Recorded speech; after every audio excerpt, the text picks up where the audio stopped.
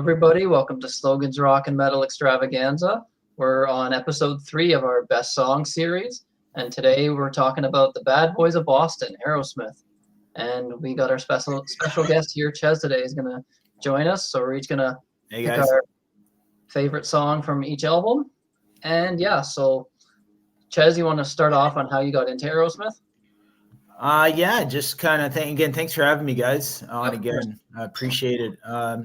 Just, hearing the songs on the radio when I started listening to the rock radio growing up in high school. And I guess my first Aerosmith, CD was the Greatest Hits, the classic one, the red one. And then I remember buying, after I started with Get a Grip, I started buying all the albums consecutively on release day, and then I went backwards. And when I got back into vinyl, I got all the 70s Aerosmith on vinyl up to present day. So, Get a Grip was like where I started buying them consistently, and then went backwards. And then there was that compilation of the Geffen years too. I really like that. And I do enjoy all eras. I do tend think for myself the 70s were my favorite era, but I do enjoy all eras, even albums that aren't as popular with our fan base. I find enjoyable, and it's great band and lots of great songs. Looking forward to seeing your lists. Yep, same. So Logan, how'd you get into them? Well, this is like the Oh Yeah comp that my dad actually made. This isn't the actual cool. he put the so if the FBI sees this, don't go after my dad. But I listened to that a lot. Dad had all the comps, like big ones, and that one. I just picked up Gems the other day too, which this is really good. Oh, excellent. Kind of more obscure songs and stuff. But really, I guess how I really got into them, I was a big fan of Guitar Hero and playing this game. That was the way. That was kind of the way I got into them big time. That's how I heard more songs than just Sweet Emotion and Walk This Way. But I'm a big fan, man, and even got Joe Perry's book here. I might show some pictures off. So I guess just listening to these comps and then finding Toys in the Attic and Rocks and all the 70s stuff. I'm a big 70s guy too when it comes to these guys. But like Ches said too, and doing this, I really, discovered some stuff later down the line that I appreciate a little more than I did beforehand. So I'm excited to do this, man. Yeah, for sure. Yeah, there's good stuff on even like some of the later albums, which I don't care for. There's at least still 1 or 2 good songs on there. So obviously it's not going to be the classic stuff. But for me, funny enough, my dad used to record like music videos throughout like the 80s on VHS tapes. And I liked all the music that I heard that around the house that I was always hearing. So I would just sit there as a kid. I was probably like, 14, 13 maybe, just watching all these old VHS tapes of like recorded music videos. He would just put them in and just let it record everything. Cool. You'd see the same music video pop up like 3 or 4 times on one VHS tape sometimes because it would repeat. And I think every VHS tape that he has recorded had like Dude Looks Like a Lady on it because that video obviously. So honestly, I think that was probably the first time I ever heard them. And of course, realized it was a huge hit. So that was kind of my entry point, was hearing that. And then of course, he has like all these CDs that I have are actually, he gave me all the CDs he had when I moved out. So he let me have all that. So I've got all the albums. I ended up buying some of the later ones, but most of these were all his. So I went backwards and just started from the beginning and just went through all of it and fell in love with the 70s stuff. So nice. So that's how I kind of got into them. So we're gonna start off with the first album. It's just Aerosmith, the self-titled debut here. You got the actual cover. This is the. Yeah, I got the.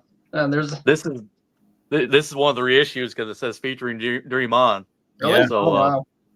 Because it wasn't a hit when it first came out because they put that song out as a single in '73 and it didn't even do anything. Crazy. I don't know what release this would have been. These are all like the original first releases. I don't know. It just says 1973. It doesn't even have like the actual release date. But originally came out in 1973, and there's a little tattoo that's still there. Wow, that's cool. Those little. I'm gonna take it out and put it on. No, that'll like Actually, I can't believe it says 1986, so I'm assuming that's when this came out. Yeah, so early CD then, 86. For sure, yeah. A little tattoo. Yeah, temporary tattoo thing that they give you. So Yeah, you should put it on your arm for the show. I ain't using that. I can't believe it's not faded and ruined. Like, that's crazy. So we got Make It, Somebody, Dream On, which was the hit, One Way Street, Mama Kin, Write Me a Letter, Moving Out, and Walking the Dog, which was the old blues cover.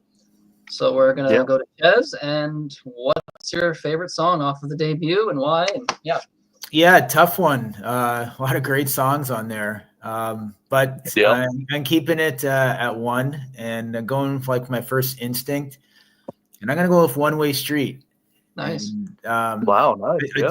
I think because I got a lot of history with that song, because I remember here they played it on the radio a lot. The local rock stations here would play it a lot, and really? So I just remember that one kind of growing up. And then when I bought that album, I would always gravitate to that song. And tough choice for that album, but I really like the melody. I like the guitar riff on it, and it's got. I think it's a song that showcases that they could do a lot of different things. Like they could do heavy stuff and they could do like the ballads really well, but they could also do like that kind of like mid-tempo melodic rock. I think that's a good example of that song. Went from the 70s there. So yeah, it's got that chorus that kind of sticks in your head. So, good driving tune. Really enjoy that one. Yeah. That's a good choice. Tough choice. So yeah, tough choice. That debut. It's a tough choice with a lot of these early albums. Yeah. I'll agree with you guys there. Yeah, for sure. Nice. So what's Reefer Head Collins? What's your favorite? I went with the second to last track, Moving Out, which oh man, I love that song. And I figured out, well, even on like we were talking before we came on here on Classics Live, I think Steven Tyler says it's the first like Aerosmith song that they wrote together, Joe Perry and Steven Tyler. So that's pretty cool. Yeah. Yeah. And I love how Steven sings his vocal line. They do this a lot. We talked about this last week too. Joe Perry and Steven Tyler just like kind of in sync all the time, especially on that main riff of this song. Love when the full band breaks in there. And I love the drum pattern they give to this song. Joey Kramer kind of has a unique kind of style on this tune. And the chorus just builds and builds to this great guitar solo, which I wrote down it was played by Perry. I tried to figure out because I wasn't entirely sure who plays what, but I think when you look into it and you can you kind of know, it's kind of easier to tell. Like Joe's a little more loose with his playing, I think. Brad's kind of more restrained and, more kind of the technically better player, I think. But Joe's killer too. I'm not taking anything away from him. But and I love how this song just completely changes, like 2.5 minutes in. It goes in this laid back thing. Oh, it's killer. Got that great chord progression there, and then it goes right back into the main riff of the song. So and I wrote down it's kind of one of the darker songs too to me, kind of darker and grittier and bluesier, I guess. And I guess I wrote down the first known live performance of this song was in November of 1970 at Nipmuc Regional High School in Mendon, Massachusetts. So they were playing high schools back then. So that's pretty cool. But yeah, it's just a great song. It's my pick.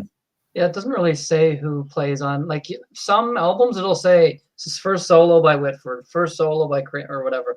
But it doesn't say that for everything. So I guess you would have to really look it up. I think really later on, it gets really hard to tell because I think they kind of start mixing what they do. I would agree that Brad Whitford is probably the more talented guitar player. Yeah. No. Yeah. But yeah, I have nothing to say because that was my pick. Everything that you just said. But I will add, say, though. Let me say, I wanted to do Make It. I was thinking about that one. That's a good one. Yeah. But yeah, go ahead. 10 of these songs really could have been. Yeah. But what I'll add then is that Moving Out, everything you said, and I like how after that part we're just aligning something to the universe. When again he does that kind of descending Speed King thing, right? The riff. It's not the same, but it kind of has that sound to it. And anytime a band uses that, I'm told. So, but the the reason this song, aside from the music, is great, I was actually, oh, my dad there's in the chat's going to be embarrassed by this, but I was named after this song, and my name's not actually in it. So, there's the line where, well, Steven Tyler's singing it really weird, right? He never sang like this on anything else. He's kind of trying to put on like almost like a twangy country kind of voice, changing his voice purposely for the song. And there's the line where he says, "Gotta move it out because city's moving in." The city's moving in. But the way he says cities sounds like Sid is. So my dad thought the line for years was Sid is moving in. So he named me after that song. And then years later, awesome. And back then, growing up in the 70s, I don't even think they included lyrics on the original vinyl or anything. So there's no way of really knowing. And that's a cool story, man. Yeah. So thanks, Steven Tyler, for not enunciating properly. It's just a kind of funny story, right? So anytime I hear that, that's how I've always sang it now. Yeah. Go totally back knocked it on the head. Totally knocked it on the head, though. Like his vocal sounds completely different on this album compared to any other album. Go back and listen to it for that part and think of it with your mind where he's saying Sid is moving in, and you won't hear anything else because of the way he sings it. Really yeah. Well, I won't now for sure, yeah. You don't even hear him saying the city. That's just because like Sid is moving in, just he says it the way he says it. It's just like, okay. But yeah, musically, a great song. Everything that you said, I would echo everything that Sid moved out. Yeah. Yeah, great song, and yeah, that also boosts it for me. Just that whole funny story about that I was named after the song, and my name's not even in it. It's just kind of funny. That's awesome, man. But, great story. Yeah. Great song, though. Even without that, I still would have picked it. It's a great song. Everything that Logan said. So then we get to their second album, Get Your Wings. Another one that was hard to pick, and this has that weird logo that they use that they never really ever used. Yeah, again. I like it. I like it. I know we talked about the logo, really. Kind of like yeah. That. Yeah, they went through a couple, yeah.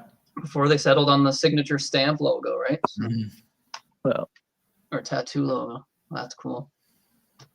Nice. Yeah, I've just got like the old original releases where it's got like those boring kind of like background things, but yeah. Yeah, I think these are from the '93 Columbia series. I bought these. These are all most like of them. Old original. Yep. Yeah, so we got Same Old Song and Dance, Lord of the Thighs, Spaced, Woman of the World, SOS, Too Bad, Train Kept a Rollin', Seasons of Wither, and Pandora's Box. So what's Do I have to pick? Do I have to pick? Get a tattoo of that. That's the tattoo they should have included. They should have given a tattoo with every single album based off that. So, Ches, what's your pick for Get Your Wings?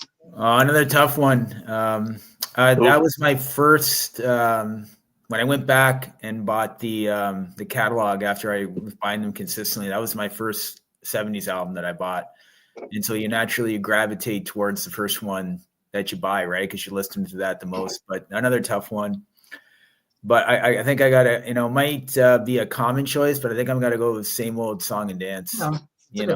It's that opening guitar part, and I grew up in the 70s, but I wasn't driving in the 70s, obviously, but I could just imagine like, convertible and in the 70s, 8-track or cassette player and that song coming on. And also like how exciting it must've been.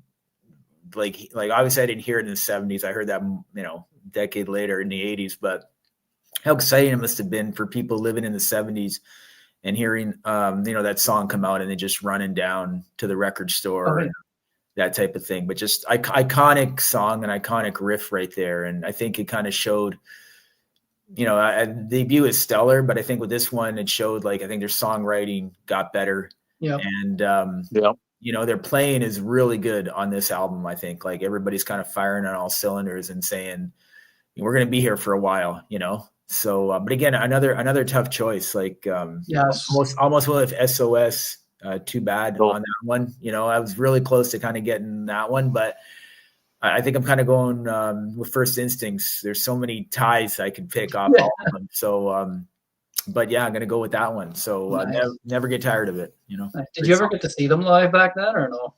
No, I had a chance like in the 2000s. Yeah, I've never seen them either. I've never seen them, and always kind of regretted that. Yeah, they're done now, and right? yeah, exactly. And I think we're at the point where I think we think like our bands are never going to stop, but I think we're starting to see the bands. Yeah. Those older bands have been around for so much, they're either hanging it up or getting close to hanging it up. And I think it's just something you don't think about. You just listen to music, but I think that's what's great about the music and the albums, the CDs and the videos that's going to go on and your memories. So I never saw them, seen them lots of home video concerts and that type of stuff, but never saw them live, but wish I did. And now they're not going to be there anymore. Yeah. It's too bad. Well, those guys, right? I mean, you can't blame them. They're in their 70s. They want to at least enjoy retirement at some point, not just go touring their entire life. Exactly. Well, we just think they're not going to age, and they're aging. They don't need the money. But he is going to be at that Black Sabbath final concert. Steven Tyler. Curious. I read that. So I'm curious what part he's going to play in that. Like he's, so. Give him the harmonica and the wizard. That would be awesome. Yeah. Fantastic. Yeah. But that's the song I'm going with. Yep. Nice. Yeah. So, Logan, what's your choice? Yeah. You can't go wrong with anything on this album to me. No. Yeah. If we were rating all these, which we're not, but I'm going to anyways. This is a 10. So it's just a great album, man. But yeah, I went with the second track, Lord of the Thighs. One of the first non-single Aerosmith songs I ever heard. Love that great Joey Kramer drum beat. Very similar to what he would end up doing on Walk This Way a year later. Just a little different. Doesn't have the hi-hat, the closed and open hi-hat. And then like that wall of guitar lines and piano comes in. I love that. Plays like these eighth notes. And you know how Sydney knows how much I talk about headphones and stuff. The headphones experience of listening to some of these albums. This is a perfect song for that because like when them guitars come in and they like repeat that stutter line, they're like that they do that and it like goes through each channel of the headphones. Nice. Which that's awesome. Then love the main verse section, just hard rock swagger from start to end from Steven Tyler. This is probably one of his best vocals, man. I love the way he sings the song. Oh yeah. Love I think Whitford does this solo, what I wrote down. He has like a short little solo at the middle section, and then they do the chorus, and then he comes back at the end and does another solo. And kind of the first time, I guess I don't know if there's any like funk kind of elements on the first album, but this song, especially when they played it live, like on live bootleg, there's a lot of funk towards the end of it. Killer song. And it's apparently one of Joey Kramer's favorite songs to play live. So, I think, and I want to add like kind of what Ches was saying there. I think when they found Jack Douglas, this band just kind of found their guy to me. Because, I mean, all the classic Aerosmith stuff, he's pretty much on, most of them. But, that's all I got to say. It's a great album, great song. That's cool. So your pick was going to be my pick. And then Ches gonna be pick is actually my pick, so I went with SOS. Too bad. Man, this was difficult. Like I said, it was Lord of the Thighs until like yesterday, and I'm like, I'm changing it to SOS. I did the same thing, Sydney. I almost did SOS, but I was like, we did the reverse. It's one of those songs that's always in my head. It's just short, 2.5, like 3 minutes. It's just under 3 minutes. Just kind of like a fun, just upbeat rock song. But I love that. Great. Yeah. The chorus is catchy. The solo is fun. He's sounding great on that. He was always great at like kind of like these, I guess, mid-tempo, like straightforward rock songs. But just catchy riff, that just good ground. I'm not gonna do it. Great riff. Love Joey Kramer's drumming on that song too. He keeps and he's underappreciated. Oh my gosh, yeah. His drumming makes these songs so catchy, and even if you really listen for the bass parts, Tom Hamilton, just some really just fun but simple bass lines that just make these songs just easy. You can almost dance to it in a weird way, but it's just a good, straightforward rock song. Wow, for DC, first 4 albums are all 10s for me. Yeah, I could make that argument too. Like they're all such a strong catalog throughout the 70s. Yep. Yeah, that was my pick. It was SOS. Too Bad. That's one of those songs that I'll be humming in my head randomly while I'm doing something. It's Oh yeah. one That's cool. We all picked 3 different songs from that, you know. Oh yeah. Like I said, you could literally pick anything, even like Space and Woman of the World. It's all great songs. I even was gonna go Train Kept a Rolling, but I'm like, not even the fact, not even just because it's a cover. As much as I love it, it's because oh my God, Brad and Joe Perry don't even play on it. It's Steve Hunt Dave and Wagner, right? yeah.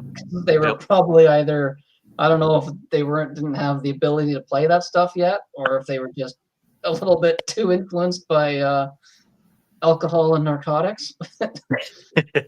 Yeah, they had to bring in 2 studio guys, right? Which, yeah, it's no wonder the solos are nuts on that because those two guys are great players. Oh, it's great song. Yeah. Yeah, I was gonna go with that, but I'm like, is it really Aerosmith? Technically, I mean, it's on the album. It's named Aerosmith, but I mean, you got 2 of the guys that the guitar players aren't even on it, right? So, yeah, that's why I went with Too Bad, and then Florida the Thighs I thought about, but yeah. So yeah, that's great album, great choice. It's cool that we all picked something different. Like I said, you can't go wrong with any of these. Like it's great album. Like yeah, like you said, you could pick anything, and no one would be like, "Oh, that's a shocking choice," right? It's just so solid all the way throughout. So yeah, that brings us to, I guess you could call it their first classic album. It's the one that probably boosted their popularity, was Toys in the Attic. Came out So nice, gentlemen. So nice, gentlemen. I had to buy it 75. twice. That's so nice. You had to buy it twice. There you go. Cool album cover, kind of weird, but yeah. I've actually really sat here and looked at what's on it, but it's really strange album cover when you really look at it. I mean, I guess it's literally just a bunch of toys in an attic, but it's almost creepy. Weird, like, yeah. Full band shot. Yeah, okay, so they did reuse that on the CD at least. They still gave you the. Yep. Awesome. Yeah, this was the only one that actually, I think, out of all my CDs, that actually has like a picture on the back of them that used the original vinyl picture. A lot of them just had like the song listing on the back. So yeah, we got Toys in the Attic, the title track, Uncle Salty, Adam's Apple, Walk This Way, big 10-inch record, Sweet Emotion, No More, No More, Round and Round, and You See Me Crying. So what's Chez's pick? Continue with the theme. I could have gone with 9 of them on there, you know, and but the one I'm going with is I'm going with Round and Round is my favorite, and it's just because how heavy that riff is, and it's like I wouldn't classify Aerosmith as metal, bluesy hard rock, melodic rock, but that riff is so the closest. They have many songs like that. There's another one coming up later that I'm going to pick, but it's like, it kind of makes you jump back and say, wow, like these guys can get that heavy, and yeah, they can, and I just think that kind of shows, a lot of different styles on their albums, and it's just like when you hear it, when I heard that again, I heard that song before I bought that album, and I said, this is Aerosmith. Yeah, it sounds like Steven Tyler, but I just love that riff. Oh yeah. And again, it's got a great melody and it's got a great hook, and I'm going with that one because I just think it's like a top notch, Aerosmith song, and again, if people are kind of like tired of the songs they play on the radio, you need to go back and revisit these older albums, and you're going to find songs like that, and you're just it's going to be like discovering a new band all over again. But can't get over how heavy that riff is, and sure. I had to go with that one. Yeah, so Round and Round from Toys in the Attic, but it was a tough one. Yeah, like you said, I've talked to so many people. As soon as it seems like they kind of get thrown into that, like, I guess, modern Bon Jovi category with a lot of people. Like, I'll tell people I like Aerosmith. Oh, I don't want to miss a thing. That band, that horrible pop band. I'm like, okay, you've clearly never heard more than one song. Yeah, they just got different sides to them, and it's like Styx with Babe, right? Like, the band that does Babe, people are like that, right? With the big pop songs, people are just, they'll decide what a band sounds like based off of one song that they've heard, which is a shame. We'll get to that later. So not to give anything away, that's gonna be mine. But yeah, we'll see if we can make it three on that. So Logan, what's Well, I your gotta pick? I gotta break the streak. I gotta break Oh. the streak here, guys. I thought about it though, because I love that song. But I know it's a given. It's one of the hits. I went with Sweet Emotion. Okay. So Right. first single from Toys, became the band's breakthrough single and the first top 40 hit. So which in turn, made the band, I talked about this earlier, made them want to re-release one of their older singles, Dream On, which as we all know became a big hit. So kind of off of Sweet Emotion, Dream On became a big hit too. Yeah. So, and I'm sure when Toys came out, them two other albums went up in sales. I wouldn't doubt. But yeah, the music on this track was written mainly by Tom Hamilton. And I thought it was interesting. Steven Tyler plays a vibra-slap, which I think is that thing that Ozzy plays on Crazy Train, I believe. Makes that like shaking noise, like you hit it like vibrate. And he played. I watched him on Howard Stern. He was talking about this. Instead of using like maracas, he used a packet of sugar for the shakers at the start. So I think on the credits, he's credited like as that, like his vocals, keyboards, sugar packet. It's just kind of funny. But yeah, Joe Perry's talk box intro is another very unmistakable section to this track. The first minute or so just sets a tone for the song. Then when Joey's drums break in, it's just magic to me. Love the riff in the verses with Steven's vocal. And some of the lyrics are like inspired by Joe Perry's wife and something about them two not getting along. I think Steven Tyler's wife and her didn't get along or something like that. I know they talk about it in the book, I remember. Yeah, and the riff just goes hand in hand with Steven's vocals, much like a lot of the songs. Love that circular riff towards the end of the verses that goes nicely either into the chorus line or like at the end of the song, it goes into this heavy, faster tempo section with the solo, which I think Joe does. But yeah, and the single was 3 times platinum in the States alone. Wow. So just the single was, massive for these guys. Crazy. Just one song. But like, you could go with any of the songs on this. I mean, another perfect album to me. It's killed. Great pick, Logan. We got to go with just to make a comment. There is that you gotta play like the full unedited version with the intro, because there is that version I've heard sometimes on the radio, like it skips that intro, and to me the intro just is classic. It sets it up. So I know those are just like for radio, but I heard that once and I said, oh my gosh, like that intro is my favorite part almost, right? So but what a great song. Yeah, great one. Yeah. Oh, yeah, because it cuts right to Joey's hit, and then it goes right into the chorus. It's like, what? Yeah, it's weird to start the song without that. Like, what? That's great. It's surprising that was actually a single because it's 4 minutes and 34 seconds. Back then, it was just like your songs had to be like 3 minutes or less, or they're like, oh, we can't play this; it's too long for radio. I always think like 3:30 was like the limit for radio. Like anything past that, they were like, I don't know. Yeah, but yeah, for me and Chez, I picked the same thing as Chez, and Round and Round, great heavy riff. That's probably the closest they ever got to a heavy metal song. Just got that heavy. They don't get enough credit for their influence on heavy metal. A song like that would have influenced all the bands, like the later bands that got heavy. But yeah, everything you said, just a great like thunderous riff throughout that, and even the leads are almost a metal kind of solo, and his voice, he's just screaming on that. And it's cool to look up like really old live footage of it. I mean, the footage isn't very clear, but it does exist. But yeah, it's really just a great heavy song. And they never really did anything like that. They sort of did later on. You hinted at that, so I think we're gonna have the same pick once we get to that. But yeah, great heavy song. Yeah, like I said, this was a difficult. I almost went with the title track, but yeah, I went with Round and Round. So that brings us to Rocks, which many will say is their favorite Aerosmith and their best, and I can't really argue that. But yeah, great album as well. Back to the generic song track listing on the it's weird. That's great. Sleeve, I love this. Yeah. It's cool. Did DC draw that? Yeah, is this DC's artwork? Come on now. DC, come on. Did you draw that? You could have drawn that probably. That's cool. Nice. So yeah, this was 76. Yeah, that's the thing. They were pumping out albums like crazy. Like 4 albums already, like in a 4-year period. That was the 70s though, right? So on this you got album tour. yeah. This you got a few hits. You got Back in the Saddle, Last Child, Rats in the Cellar, Combination, Sick as a Dog, Nobody's Fault, Get the Let Out, Licking a Promise, and Home Tonight. So curious to see what Chez's favorite.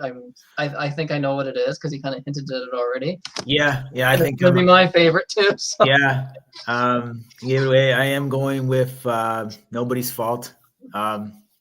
Pretty much same thing I said for Round and Round. It was like my reaction when I got Rocks was that they got another song like that, and it's just it was just again. If you've never heard that song before, like just hearing the radio hits, like you got to go back and you get that. Yeah. So I think they were getting some, almost maybe they were influenced a little bit what was going on, like the Black Sabbath in the 70s, must have had or could have had an influence, some of that heavy Deep Purple. But I just love that song. But again, Rocks is one of my favorite albums, and that was a tough one, and I just love playing Rocks. But I love when that song comes on. And I just want to double check here. Yeah. So this compilation we were talking about earlier, Gems, it is on there also. And this is just a great listen right here. It's got the more, not the singles type things, but it's got a lot of these songs that we're talking about here. And that one's on there. So what a riff. Yep. And what a great song. But it was another tough one there. So it's just like my reaction was when I heard it, wow, another song like that. And I said, just let's keep them coming, But it's almost Round and Round part 2. It's different, but it has that feeling to it, that heavy, that really heavy, slow but heavy. Yeah, exactly. So I had to go with that one. But another tough choice. Could have gone with 8 of them on that one. Great album. So what's Logan's favorite? Are we gonna have a 3-way tie here? We are this time. Nice.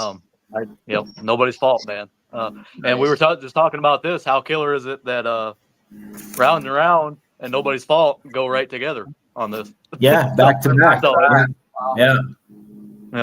so they probably knew to put one of them songs together, kind of. Yeah, but the 2 heavy songs. Yeah, I just love how the song starts with them volume swells on the guitar, coming right after "Stick as a Dog," I think. Then it breaks right into that heavy riff.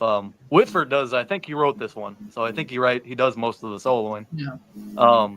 Tyler's lyrics on this one dealing with earthquakes, so it's kind of a tongue-in-cheek kind of nobody's fault. Band plays together so tightly on this track, especially on the last couple lines of the verses when Steven sings the "Eyes Are Full of Desire" part. I love the whole thing the band's doing there, like Joey's fills and everything. It's just awesome. Love the high soaring chorus line before it goes back into that heavy riffing of the verses. Gives a lot of variety in one track, I think, too. I think this one's a little more kind of varied than Round and Round, because Round and Round's kind of, I know it's got sections, but this one kind of to me just has different like higher notes and lower points, and it's just killer. But yeah, Brad's second little wah solo was a great moment in the track as well, which he returns to in a longer section at the end before the track fades away, which, shame on them for doing that. This song deserved an ending, man. And I wanted to mention too, live version, right? A lot of bands and artists have been inspired by this track. Testament covered it, Jackal, LA Guns, and even Vince Neil did a cover of it. And Slash and James Hetfield have both cited it as one of their favorite Aerosmith songs. So, the influence is big on this one with the metal crowd and even the harder rock crowd, Yeah, for sure. Great song. So yeah, that's great. We have a 3. That's my pick too. And everything both you guys said, and I'll add that it also apparently Brad Whitford decided is his favorite Aerosmith song. So awesome. Yeah. So, which that strikes me. He probably is doing most of the lead work on that because it says he wrote it with Steven. So great song. Not much more to add. Just a great heavy song, and like you said, all the Testament to cover it. Right, there's a thrash metal band covering Aerosmith. So I've never heard their version. I got to look that up. Pretty much, they don't really change it much. Yeah. I mean, it's nowhere near as good as the original, but Because I like Testament, so I'm curious to hear that version. So I'm that's going to the check that second out. album. Yeah. Yeah. Yeah, it's on the New Order. Yep. New Order. Yeah. Yeah. Yeah, they do a good version, but yeah, nothing tops the original. I don't think you can really make that song better. No. It's a great song. Yeah, mine. Yeah, that's our first. Yeah, so we're all in sync for that one. That's cool. So we got Draw the Line next. Again, another favorite album by a lot of people. And I got the weird version with that weird yellow background around it. I've never seen that version. Yeah. Some weird collector's choice. I don't know what that is. Yeah. My dad bought all these. This is the first one with their logo, right? Logo, yeah, I think. Yeah, it would be. Yeah. Well, it's weird. The band's not even like the name's not on there or anything. Yeah. Is it on yours? Does it show the band name on there anywhere? No, I don't think so. That's very strange. So it's just like, I guess if people knew, they knew, I guess. Yeah, I think the lips made it obvious that it's Steven Tyler and Aerosmith. I need to try and find a shirt though, I'd love to have that as a shirt. Yeah, it's a cool drawing.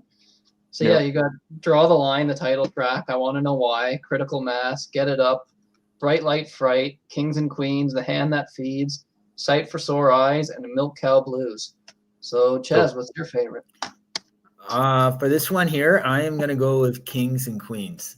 I think it's one of Tyler's, finer vocal performances. He's got a lot of good ones. And I don't know, just the way he sings that line, Kings and Queens, it always stuck with me. Yeah. And, you can hear the kind of the emotion there. And again, it's just, I love the riff, kind of a mid-tempo song, but one I heard on the radio a lot. And, and it's another, I think we're saying this a lot, another great album, which it is, but that's the one, almost kind of like a sentimental kind of thing with me, right? To that one, just love hearing that song, and always been one of my favorites. And I really do think it's one of Tyler's better vocal performances. I think he kind of shines on that one, but again, they were just firing on all cylinders at this point. This must, to me, it's probably this is like their peak, the stretch of albums that we're talking about there. And but yeah, going with Kings and Queens off another fantastic album. Yeah, I'm curious to hear what you guys pick for this one. I think we're getting another trifecta on this, Logan. Yeah, we are. Yep. 2 albums in a row. I love Kings and Queens too, man. Yeah. A track that gets credited to everyone in the band besides Joe Perry. And Jack Douglas gets a writing credit too, which I'll go into that in a little bit. A song that I'd say is a one and only type of subject matter in the band's catalog, kind of like dealing with holy wars and stuff, which that's pretty cool. And the song has a couple notable sections. I love how it changes. What is it? It's not even 5 minutes, right? It's like 4.5 or something. I mean, it changes so many times. It's got that hard driving rock of the intro that goes into this great epic and dramatic feel of the verses with some banjo thrown in that was played by a session guy named Paul Prestopino, I think his name is. And Jack Douglas here contributes mandolin to that section too. So that was a pretty cool tidbit to find out. I never knew that. I love that the second verse kind of adds some more of the hard rock from the start of the song. So they kind of change it up a little bit in the verse structure. And the chorus section goes right back into that, grandiose nature of the track with some of Tyler's soaring vocals, which leads into Tom Hamilton's shining spot with some additional piano. Love that Tom Hamilton bass breakdown. And Brad Whitford takes the solo on this song. Probably one of his best, I think. Love that solo. Goes to the chorus to the end of the song. And I think Ches said it. I mean, I think this is probably Steven Tyler's best vocal.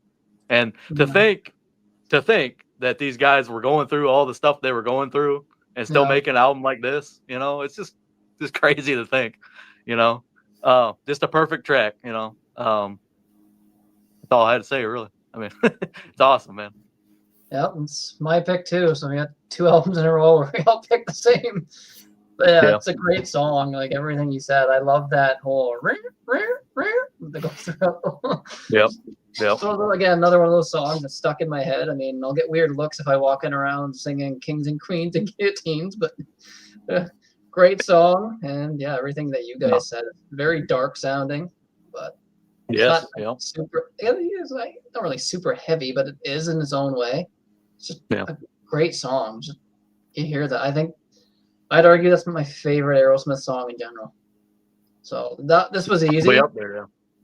I'm horrible at remembering what album sometimes songs are on. So as soon as I saw what album King of Queens on, okay, well that's my favorite. So that's for me that was an easy choice. Everything that you guys said, it's just one of those memorable songs, and that chorus sticks in your head. And yeah, his vocals on that, especially at the end, his voice is just soaring on that. Yeah, he starts screaming, man. Oh.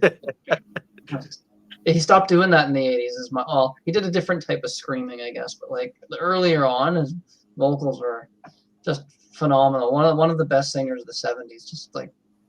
Just a great song. So yeah, that brings us to I guess you could call it their massive drug album, because by this point they weren't really getting along at all. And they kind of pretty much sort of broke up after this. Different lineup. Joe and Brad were gone after this, but yeah, it's their last. This one's at least got the back cover. Yep. So yeah, funny story about this one. I'll get into that first. Is my dad actually had like a poster of this. I used to have it, and when I lived at home, I had it hung up in my bedroom. Giant, huge poster. And I guess he was like walking with friends, and they were I think they both had they all had posters, and they were carrying them in like these long tubes just to like store them in. So they were walking home, and I guess the police stopped them. They thought they were like carrying clubs or something, and stopped them. And then, what are you guys doing? What's in that? So they made them like take it out, and he's like, no, they're just posters. So it's like, for my dad, that was kind of a funny memory with this album, because it's like it always reminded him of that. Yeah, that's Night in the Ruts. But yeah, I had this poster up in my bedroom when I was younger. Funny title, right? Night in the Ruts, right in the nuts. It's kind of got the play on the words of that, but yeah. Yeah. Isn't that Brad? He's sitting on the rock, and it says right in the nuts, but you can't see all of it. Yeah, it does. Yeah, it says right, but the R is crossed out and replaced with an N. Yeah. It's funny. So you got No Surprise, Chiquita, Remember Walking in the Sand, Cheesecake, 3 Mile Smile, Reefer Head Woman, Bone to Bone, Coney Island, Whitefish Boy, Think About It, and Mia, which was actually Steven Tyler's daughter, I believe. Yes. Yep. They wrote that about her. So Logan. Ches, what was your favorite off of this one? Yeah, this was so this album has grown on me more and more like over the years. It was one of the last ones I got when I went back and kind of got the 70s stuff. So and again, going back and re-listening for the show, again, it's just growing on me more and more. But this is not my pick, but it kind of almost was my pick. I almost went with the cover, Remember Walking in the Sand. And the reason being was it was on the greatest hits, the original greatest hits. Yep. And I didn't know it was a cut. Yep, that one, classic one we all got. And I didn't even, of course, back then, I didn't even know it was a cover. I didn't really bother reading the liner notes. So I just thought, hey, this is a great Aerosmith song, kind of like more of a poppier type one.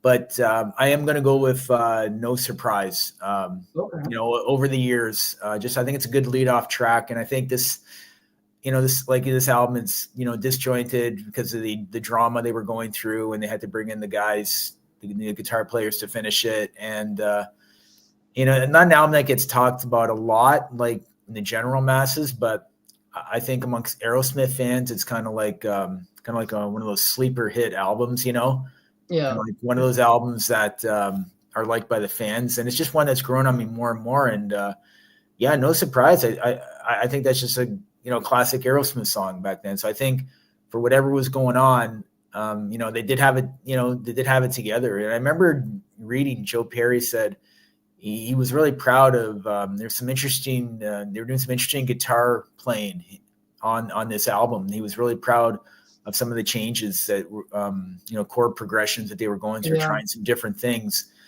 And, obviously disappointed what happened, but I just think that's a great song, a good melody, good riff on it. And, going to classify it as a hidden gem. I think they did get better as musicians, though. You're right. Yeah. Yeah. I think they grew as musicians. Yeah. So yeah, I'm going with that hidden gem. Probably a song a lot of people didn't hear. I haven't heard it. Played it live, maybe for the tour, but other than that, yeah, give it a listen. I think you'll be surprised for that one. You like it? Strong opener for sure. Yeah, going with no surprise. Yeah, nice. So I think we're gonna have 3 different picks here. So what's Logan going with? So I wanted to add with no surprise. I just love the lyrics because Steven's like telling the story of the band. You know. Yeah. Talking about like playing at Max's Kansas City and stuff. It's just awesome, man. But yeah, I went with track 5, 3 Mile Smile was my pick. Love this song, man. Love the groove this song starts with. DC is mentioning like all the funk songs they do. I mean, holy hell, this song. It's like very funky. Yeah. Love Joey's drum work too. I watched like 2 or 3 guys this week alone because I played this album in my truck a lot this week at work. When I was going to and from work, and I just watched like all these guys playing them drum parts, and I'm just thinking in my head, it's just crazy Joey's doing all this stuff, and it's just crazy like how Ches was saying, even the guitar parts. It's like, how are these guys doing this? And they're all like screwed up. It's just nuts. Yeah, and I don't know what Steven's really talking about in this one. He's like, he sings about like a billy goat in the second verse, and he mentions Uncle Sam in the first verse. It's just funny lyrics if you look them up. Will probably do that. I don't think he really. Yeah. It's got a great little stop-start section too, right after the first solo, which I want to mention. Jimmy Crespo actually does the solo on this song.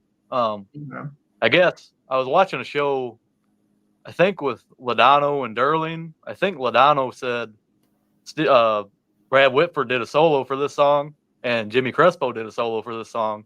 And I guess Steven decided Crespo's fit the song better. So I want to give Mike credit for that because I didn't know that.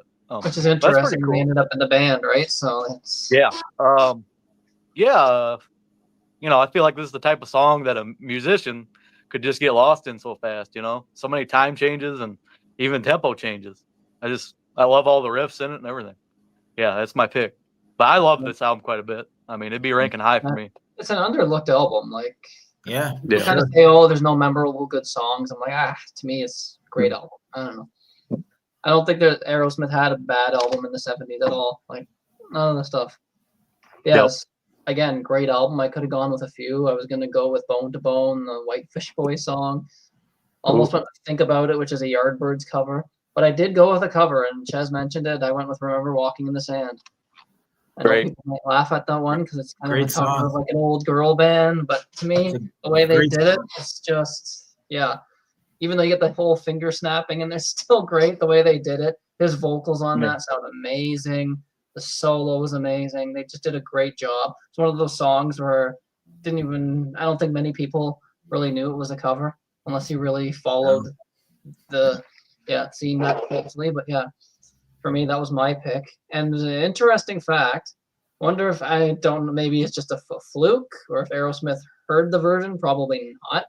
But there's a German band called Jackboot. You can actually hear it on Spotify. It's a German band called Jackboot that covered Remember Walking in the Sand in 1976. So 3 years prior to this, and they did it the exact same way Aerosmith did it. A little bit heavier because they were more of a heavier band, but the way they did it is almost the same as Aerosmith. Maybe it's a complete coincidence because I don't think back then, without internet and everything, how would have Aerosmith would have heard of like this obscure German band? I highly doubt it's probably just coincidental. But the way they did it kind of has that sound to it. So that was an interesting fact about that one. But awesome. Check that out. Turkish band Jackboot. Remember Walking in the Sand. It's on YouTube, and you're gonna be like, wow. It's 3 years earlier, but I still went with this. I like how they did it. It's a great song, and for me, that was the highlight of this. But you can't go wrong with any of this stuff. All the stuff is good. Chiquita's a good heavy rocking one. The opener, like you said, No Surprise is a really strong song. Great album, and you can't go wrong with any of these. So that brings us to the album with the new lineup. Once Brad and Joe were out, they replaced them with like Jimmy Crespo, who you mentioned, and Rick Dufay. Yep. I think it's Dufay. I don't really know. Okay. Yeah. So you got Rock in a Hard Place. So we got Jailbait, Lightning Strikes, which was like the hit off the album, had the music video. Bitches Brew, Bolivian Ragamuffin, Cry Me a River, Prelude to Joni, which is kind of just an intro to Joni's Butterfly. And then you got the title track, Rockin' a Hard Place, in brackets is Cheshire Cat, Jig is Up, and then Push Comes to Shove. So, Ches, what's your favorite off of this? Gotta go with Lightning Strikes. Yeah. For me, like the most memorable song on the album, I do remember hearing that song quite a bit, like back then when it was released. It was a rock radio hit. Yeah, for this album here, like it's a decent album. Of that stretch right there, I guess the first, I think that's their 8th album or 7th or 8th. I'm not quite sure, but yeah, 7. So at first 7, it's my least favorite. But then when I say least favorite, it just means like I like the other ones more. But it's, like over the years, I've liked it more. But I think that's the most memorable. I think it's a forgotten album. I think because of the 2 new members, I think a lot of people just kind of like, disown it, that type of thing. But, I think if more of the songs were like Lightning Strikes, I think it probably would have been a little bit more popular, but it's still good. Like, it's still good. Like, it's still Aerosmith. And to be honest with you, when I heard it the first time back in the day, I didn't know there was even new members in the band, because there was no internet back then. Right. Yeah. And so you heard it on the radio. Oh, great. New Aerosmith song. Sounds good. That type of thing, and of course you hear it over the years, but yeah, it still holds strong today. So good song, Lightning Strikes. That is my pick off Rock in a Hard Place. Nice. I love that video too, Ches, with them like they're like a backstreet gang or something. It's kind of funny. Yeah. They always have funny videos. Their music videos always made you laugh, right? Yeah. So Logan, what's your pick? I'm gonna say this is the album to me when going through this. I haven't played this since I first got into the band, like, I don't know, 6, 7, 8 years ago, so I didn't know anything. Like, I remember Lightning Strikes, being kind of a rocker kind of song, but I went with like the semi-title track. I went with Rockin' a Hard Place, Cheshire Cat, which really, to me, we talked about the song earlier, it was Chez's pick from Get Your Wings. It is really similar to the Same Old Song and Dance in the riff, if you listen to it. I mean, it's even got some horns or saxophone in it, I think. But yeah, I just, it's just like an updated version of that song to me. I love Joey's offbeat tempo, keeping on the cymbals at the start of the song. Like I said, the use of saxophone works really well. A lot of chord changes in this track too. Not just like the ordinary like A and E and D chords. They do a lot of 7th chords and stuff in this song. And Jimmy gets a nice little solo. Me and Sydney talked about this earlier this week. I just feel this album could be better if it had more like guitar power. There's not a lot of lead work really for the most part. Right, exactly. Yeah, some of the riffs are good, but like it just needs more. I mean, you got 2 guys. I think Rick just played mainly rhythm though. I'm not entirely sure, but yeah. I just wish that solo in the song lasted a little longer. Love when the band starts to jam at the end of the track. Joey brings that offbeat groove back. Which I thought was cool, kind of going back, circling around to the beginning. Yeah. And I said, really, this track's kind of hard to categorize. Somewhere in between like jazz and blues, kind of the best way to put it. But yeah, I mean, I found a new appreciation to this album when we did this show. So yeah, I'm glad we did it, But yeah. It's cool. This album's getting some love because we're all going with a different song here. So I thought you were gonna go with Lightning Strikes, but I went with Bolivian Ragamuffin. Totally nonsensical lyrics. I don't know. Yeah, I think drugs were definitely having an influence on his lyrical writing because the lyrics of that are just, you read that and you're like, what is he even talking about?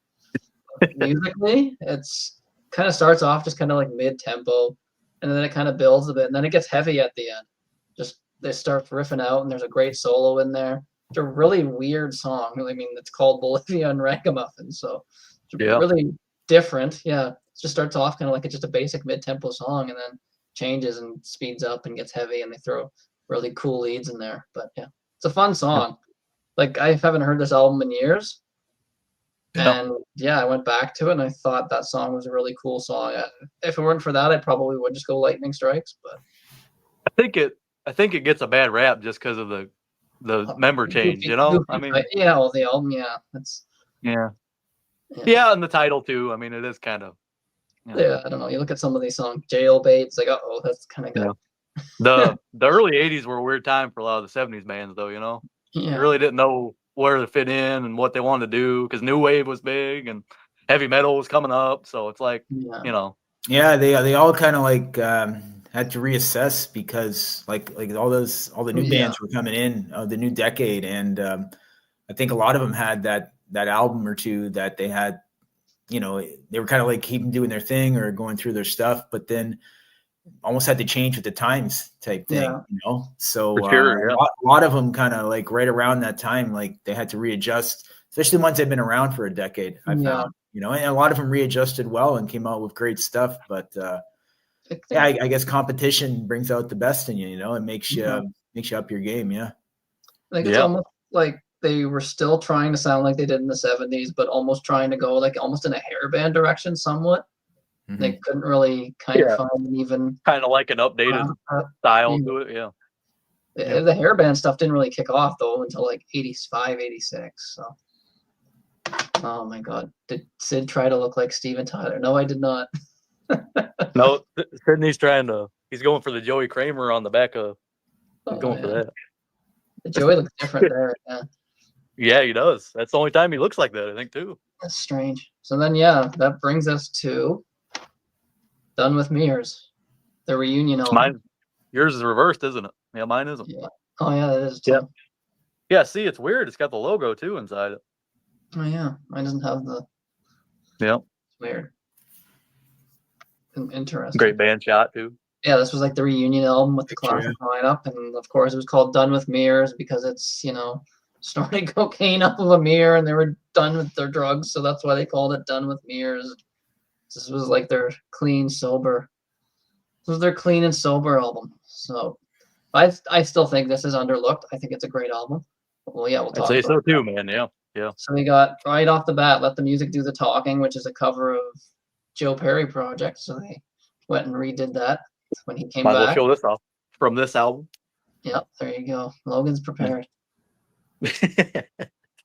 Then we got My Fist, Your Face, Shame on You, The Reason a Dog, which is a strange title, Sheila, Gypsy Boots, She's on Fire, The Hop, and mine includes Darkness, which was apparently actually just a bonus track, but it's on here. So yeah. I don't know it's on mine too. If it wasn't on the original vinyl, maybe. Yeah, produced by Ted Templeman. So, yeah, that weird picture. I don't know who that is, but yeah. Oh, yeah, I don't know. If anyone knows who that is in the chat and can provide some info on that, but yeah. So he's a magician. He's bending a fork. So, Ches, what's your favorite of this? Yeah, so this album here, one that I've grown appreciation with over the years recently. Again, it doesn't get a lot of love, I think, from the general public, the fans, but there's a lot of good stuff on there. I think it's a really good album, and I've grown to enjoy it more. You know, originally I was going to go with Sheila off this one. Yeah, but I had to do like a late minute switch, and I kind of went with my first instinct. Probably not a popular opinion, but Logan showed the album, but I'm going with Let the Music. Yeah, Let the Music. And the reason being is because, you know, over the years recently, I've heard, like, I didn't know the Joe Perry version. I only got that album, the Joe Perry Project one, the one Logan showed, I would say like 3 years ago. So I never knew that version. And I've always heard, like, over the years, you know, fans say that's the better version. But to me, like, that was the one. Yeah, great album. And of course, that's a great version of it. That was a song I remember hearing on the radio. And like he said, it was a comeback album. And I thought, this is great. And I heard that without ever hearing the Joe Perry version, you know, before, like when they were playing this as a new release was Done with Mirrors. So I almost went with Sheila. You know, there's a lot of good stuff on this album, but I kind of had to go with that one. And I know people prefer the Joe Perry version. I think both versions are great. And I think they both have merit, but I just got to go with that one. I just kind of like pretty much a nostalgia thing with me, but I think they do it really well. And, it was Joe Perry is Aerosmith, so I think that was okay to cover his own song there, right there. And I think, I don't know the story behind it, but they probably saying this is a good song. Maybe Joe always wanted to add something to it and say, let's start out with a bang on this one. So, I'm going to go with the music doing talking. Yeah. Oh yeah, if you're gonna cover one of Joe's songs, that's the obvious one, and that's basically become an Aerosmith song now. Yeah. Oh yeah. Like they still play it live, I believe. So. Yeah, it's great. Yeah. I like how it's different too. I mean, Steven wrote like different lyrics for it and everything, and the way he sings is different. His voice goes with that stuff so well. It's quite different. Yeah, it's quite different from yeah. So is that going to be your pick, Logan, or is it going to be something different? I'm going with the track right after it. My Fist, Your Face. Okay. Love that one, man. Yep. Song really kicks off great with some heavy riffing from the guitars and Joey's pounding drumming before breaking into the verses. It's got some great Steven Tyler lyrics too. I love his play on Back in the Saddle, because he says back in the saddle make you sore. Yeah. I always thought that was cool, man. Love the chorus section as well. It's got that great turnaround riff to get back into the verses. And then plus about 2.5 minutes in, we get some great soloing, which the only thing about Done with Mirrors too is kind of like Rockin' a Hard Place. There's not a lot of soloing on here, but I've heard they recorded this like live, like one takes, maybe two. So that might have something to do with it. And Ted Templeman's working with them here too. That's kind of different, I think it's the only album he does. But overall, just a straight, solid, rock song with no crazy changes like some of the past stuff from the guys. But I think it works. I mean, I think this album's really underlooked. It's a straightforward hard rock, almost heavy metal album at times. Yep. I think they wanted this to do a lot better than it did. You know what I mean? And it's a shame. It's a great comeback album. Everyone says, "Oh, it's not good." Blah blah blah. I like it. Yeah, I think it's great. Yeah, great album, man. Like I heard so many people say this album's no good. I put it on expecting to hate it, and then I'm like, I don't get what the hate is all about. I think it's a great album. But I was watching the Contrarian show they did about it, and somebody said it's like the 80s Aerosmith 70s album. It's like they made a 70s album in the 80s kind of.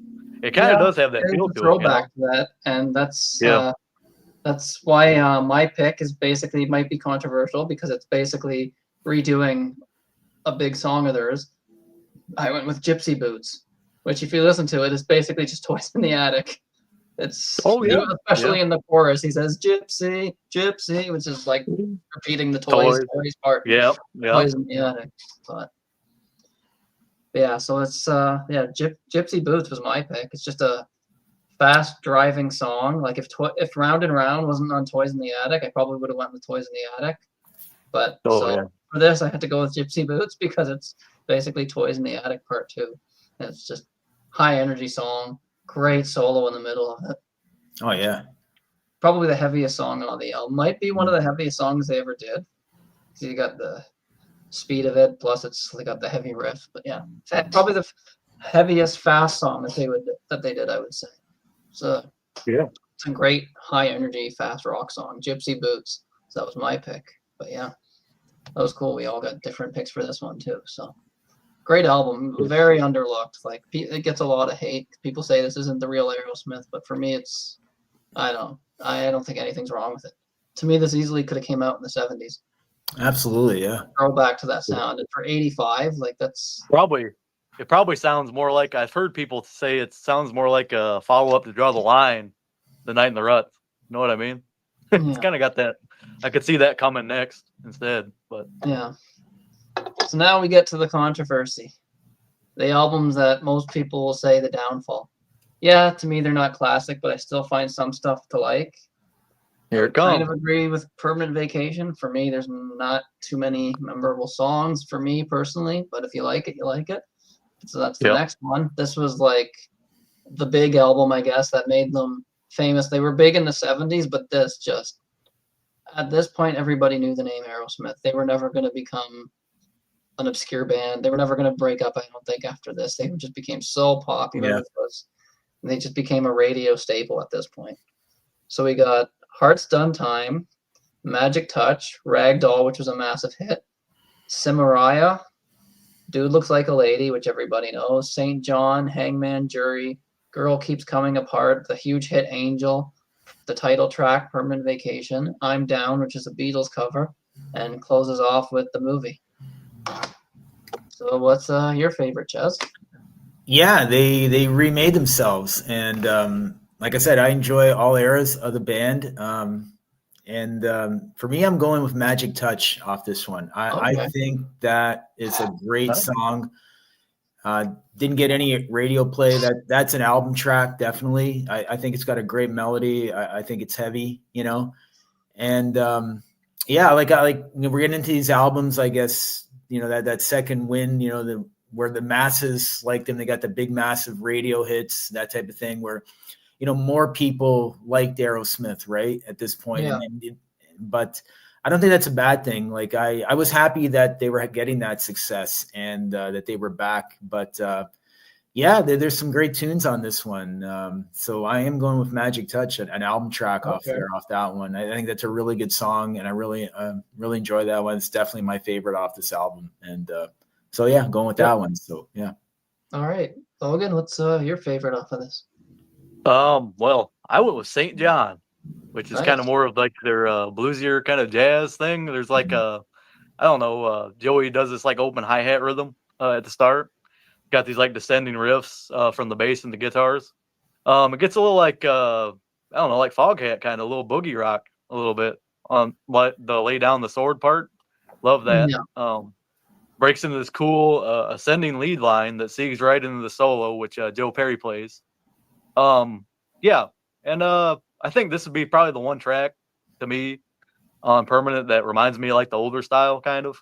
I mean, Heyman Jury kind of too. I really think they kind of go together. They're right by each other in the track listing, and It's a good point. Yeah. I could have seen this being like on Done with Mirrors too. Like it has that kind of feel, Yeah, and I love when that ascending line comes back and there's some like studio chatter. You can hear like Steven or somebody talking before it breaks into another Perry solo and then back into that jazzy opening line, to end off. Yeah, but I really this is the part I was looking forward to do because I really didn't like these albums much. Like when I first listened to Aerosmith, and I, after listening to it this week, I've got like a newfound appreciation for it. I mean, I really don't care for the hits too much. Kind of like Kyle said in the chat there. I used to like Ragdoll, but man, has it really not aged well? That's kind of one of them things to me, Yeah. I mean, I get it was a huge song, I get it, but it's okay, I just think some of the deeper songs on this one though are really strong. And yeah, I guess that's what I'd say really. So, Permanent Vacation. Yeah. So this one was a tough one. Produced by Bruce Fairburn and engineered by Mike Fraser and Bob Rock. I think all three of them are actually Canadian. This is recorded in Vancouver, so that makes sense because that's where Bruce is from and Bob Rock. So they were kind of had a second home in Canada. Actually, I know they've talked about it a few times in interviews. Actually, and Nice. yeah, for me, I'll be honest. For doing this show, this was only the second time I've ever actually listened to this. Like when I went way back when I first got into them, I listened to all the albums from the first album all the way up to the most recent album at the time, which I can't remember what it would have been, and yeah, I've looked at the album song titles and the only songs I recognized on here were the hits. I couldn't tell you how any of these songs went until listening to this again. Yeah. So prepare your comments in the chat. I'm going with Dude Looks Like a Lady. I know it's been overplayed, but I don't listen to the radio, so it doesn't bother me hearing it. It's when I played this again, it's probably the first time I heard that song in probably a good 7 or 8 years, because I don't really listen to radio. So, but I think it's a great, fun song. I don't find any. I've always liked that song, and it was my entry point anyway. So, I kind of I don't know. I like that song, and I think if with more time spent with this, if I listen to this more, I'd probably go with maybe a song like Cimaraya or Girl Keeps Coming Apart. I saw that song title, Girl Keeps Coming Apart, and was expecting like some really sappy ballad. It's anything but. It's like a straightforward rock song. That was going to be my pick. That was going to be my pick, but I'm like, I have the history with Dude Looks Like a Lady. I know it's funny. Everyone hate that, but I still see no problem with it. But yeah, if for me, I like the hit on this album, but if it weren't for that, I would go with Girls Keep Coming Apart. Maybe with more time, I think that would become my favorite. Yeah, St. John is a ragdoll I even like. I do admit to liking that song. The song just got Yeah. overplayed, right? But if you don't listen to the radio, they're not really overplayed, right? So Yeah, right. Yeah, 100%. I Yeah. still think it's a good song. This is where the hits still didn't bother me. Some of the later hits is where I kind of got a little bit more. But yeah, so that's it. So we get to another big album with whatever these trucks are doing. I don't know if it's Yeah, what are these trucks Yeah. doing? Come on, guys. Pump. So we got Young Lust, Fine with like dots in between the word fine. And then I guess these aren't really songs. Going Down, which is just an intro to like Love in an Elevator. Monkey on My Back, Water Song, which is just like an intro to Janie's Got a Gun. We got Dulcimer Stomp, which is again, they listed all these like weird little things, which yeah, then you got The Other Side, My Girl, Don't Get Mad, Get Even, Hoodoo, which just goes into Voodoo Medicine Man, and then the big hit What It Takes, again produced by Bruce Fairbairn. So Ches, I'm curious to see what your pick is on. Yeah, lots of songs played on the radio. I guess that term overplayed, but just to make a comment because there are songs on this album that I guess you could say are overplayed, right? And later ones. But for me, like, when I'm listening to the radio, like satellite radio in the car, and, I guess the overplayed songs from any band come on, I'll switch it to something else. But I always find that when I go and play the album with those overplayed songs, I switch to something else, I enjoy it more because it's in the contents of the whole album, right? It's kind of like, okay, if it comes on the radio and I don't feel like hearing it, fine. But when I put the album on with the overplayed song that I skip, I enjoy it more because I picture it like a part of the whole album creation. With the actual album itself. Yeah. So, there's songs on here that get played a lot on the radio, and I'll switch it. But when I play this album, and I think it's a good album, I enjoy those songs, right? They're good songs. I'm going to go with Monkey on My Back for this one. One of the faster songs. So I think that's a decent song, a good rock song, I wouldn't say it's like their 70s, but I think it was like, I'll use a term. It's a good 80s, 70s song. If that makes any sense. An 80s, 70s song. Yeah. A song that could have existed in the 70s. Yeah. So it wouldn't be, it's got 70s influence on it. It's like they're kind of influencing themselves.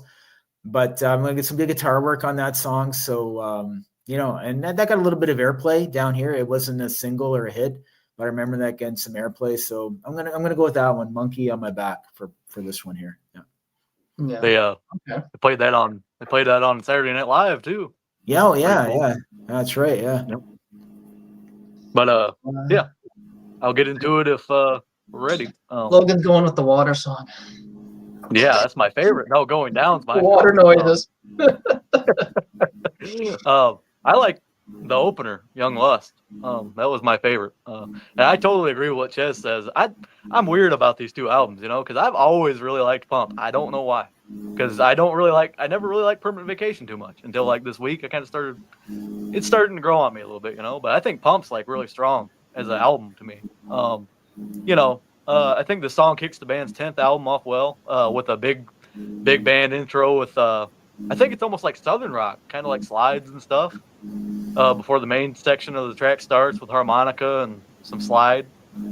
And Joey Kramer plays like a rare double bass rhythm, which I don't think he did much besides on this song. And I love how the band goes back into that introductory riff throughout the track, well with some additional slide playing in those sections. Steven's lyrics on this song and most of the album, very innuendo tinged. They're funny to me, which I think is a style he always did well, even in the 70s. Perry gives a nice solo as well in the middle section of the track before the song breaks down with just Steven and Joe's slide like being the prominent parts before it breaks into that groove again. And I love the ending of the song because Joey Kramer goes crazy. Which it could go well into a drum solo live if they played it live. But I could go with Fine too, because them songs go together in my head. I always play, if I play one, I'm going to play the other. But yeah, that's my opinion on Pump. I really like that album, man. Yeah, so we're in sync with this. Yeah, I went with Young Lust as well. Strong opener. This could have been almost on Draw the Line because it has that kind of feeling to it. For sure, yeah. It's got that heavy blues rock. Yeah, that and Monkey on My Back are like the two rockers on this album, right? Like, yeah, Yep. you hear stuff like What It Takes. I never really liked that song. But yeah, Right. I think a lot of the other stuff, the songs that you don't hear much, yeah, Young Lust is Young Lust is great. Great opener. Everything you said. Love the high energy of that. So yeah, that's my pick is Young Lust. I could have gone with The Other Side. Again, that's one of those hits that I actually really like. That's Yeah. weird. I like Good the song. horns. I like Yeah. the horns that go with it. You remove the horns from that, and it's not the same song. And I'm not a big horns guy, but like I think it's a great song as well. But yeah, I went with Young Lust for this. Almost went with Other Side, but after hearing this, like again, this was another album I barely ever listened to because I just knew the hits. But put this Yeah. on, Young Lust, the first song. As soon as I heard that, I'm like, okay, it's probably gonna be my favorite. And Logan was recommending that. I remember I was one of those. I told Logan, "Oh, there's no good Aerosmith albums after Done with Mirrors. Are you sure we should do this?" But then, like, he convinced me, and I'm like, "Oh," he's like, "No, there's still good stuff." He said, "Check out Young Yeah. Lust." I'm like, "Okay, yeah, he was not wrong. Young Lust is a great one. Yeah, Monkey on My Back is also a great rocker. Just yeah, they had two or three good rockers on this album still. So they weren't the old Aerosmith, but they still had some great stuff on here. So Yeah. So yeah, so that's my pick for that is also Young Lust. This is where we get to the tough listens for me, anyways. But we get to the Cow album, Get a Grip, with a horrible album cover. I don't know what they were thinking with that. Why you would think Cow's Udders is a good idea for an album cover, but yeah. Yeah. And again, Bruce Fairbairn, they were still working with him. So we got Intro, which is not a song. We got Eat the Rich, Get a Grip, Fever, Living on the Edge, which was the big radio hit. Flesh, Walk On Down, Shut Up and Dance, Crying, another big hit. Gotta Love It, Crazy, which was a hit. Line Up, Amazing, and Boogeyman. So what's Ches gonna go with for this one? Yeah, lots of hits on this album. Lots of ballady type songs, but hey, they were having success and they were getting on the radio, and I guess that's what you want to do. You want to have success. For me, this one here, like I do really like this album quite a bit. I was right into it when it was released, bought it as a new release, and I still enjoy it to this day. Might be probably an obvious one. It is a hit. I'm going with the first single, Living on the Edge. I always thought that was a good song. I like that guitar intro. I like the bridge there in the middle. So, it was a hit and it got played a lot, but I'll say this, it's not a song that still gets played a lot. Like if that makes any sense, right? Like certain songs off that album, you still hear quite a bit. And it just goes back that if I'm not in the mood for hearing it in the car, I'll skip it, but I enjoy those songs more when I play the album. Like when I went back and played this album the other night to get ready for it. But to me, I've always liked that song, and it was a good rock radio hit for them, and decent song, and kind of going with my first instinct. So I always liked that one. So Living on the Edge for me for this one. Okay, yeah. Again, this is another situation where I do actually like some of the hits on it, but some of the other stuff, there's a lot of filler to me. But yeah, that is a good radio song still. But yeah, again, so Logan, what's your pick for this? Again, another weird video too, Living on the Edge. That one's yeah. But I went with the first track pretty much. I mean, the intro and Eat the Rich. Okay. Good song, yeah. I always liked that one. Yeah, I always liked that one. Song I'm most familiar with on this album too. I think I remember listening to this one a lot when I was younger. Kicks the album off nicely. It's got like the tribal drums going on. Then that heavy blues guitar riff comes in. The rest of the band comes in. I think the song kind of matches the heavier side of the band, and the sing-along chorus is very memorable, I think. In the chorus, the guys are doing this unique pairing of playing some like high-pitched, funkier notes. I think probably Brad or Joe, one of them's doing the main riff, and then Joe is doing the funky kind of stuff.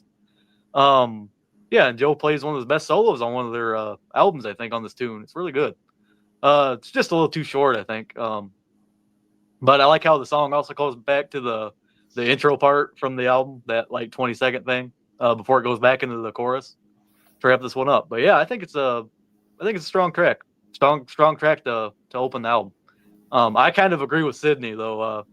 Listening to this one this week was this is kind of when it starts getting a little harder to. I mean, they're too long, man. You know, I'm just that kind of guy. Like 40 or 45 minutes of an album, and I'm okay. Yeah, you know? see, that was right in the heart of the CD age where bands were filling it. 93, yeah. I like 40 to 45 minutes. Those are my favorite. 50 is good for me, but that, again, definitely right in the heart of the CD age when they were just filling up that 80 minutes. Everybody was doing that. So I think the record companies were just saying, you got 80 minutes, fill it up type thing, you know? So yeah, I'm for the, I'm like Logan for 40, 45 minutes, 50 tops. I like for me. Yeah. Yeah. It depends. You could have an album that's an hour and everything is great and it's like a classic, a long album. Well, yeah.